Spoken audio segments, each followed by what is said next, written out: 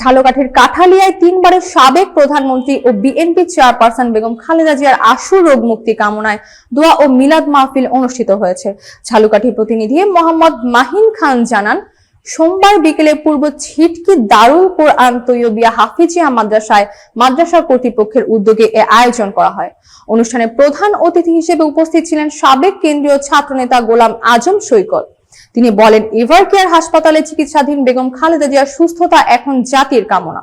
ধর্মীয় শিক্ষা ও মাদ্রাসা উন্নয়নে খালেদা জিয়ার অবদান অনস্বীকার্য।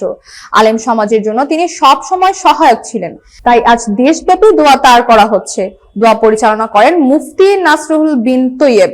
অনুষ্ঠানে স্থানীয় মুসল্লি, শিক্ষক, অভিভাবক ও শিক্ষার্থীরা অংশ নেন। মাদ্রাসা কর্তৃপক্ষ জানায়, খালেদা জিয়ার আরোগ্য কামনায় তারা ভবিষ্যতেও নিয়মিত দোয়ায় আয়োজন চালিয়ে যাবে।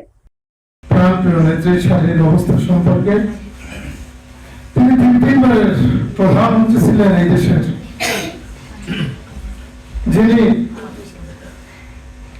তার দক্ষতার মাধ্যমে এই দেশকে সুন্দরভাবে পরিচালিত করেছিলেন এবং উন্নয়নশীল একটি রাষ্ট্র হিসেবে পরিচালিত করেছেন।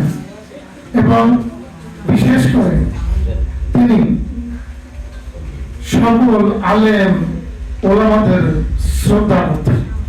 আপনারা দোয়া করবেন দেশনেত্রী বেগম খালেদা জিয়ার জন্য। তিনি এদেশে একটি গণতান্ত্রিক রাষ্ট্র প্রতিষ্ঠার জন্য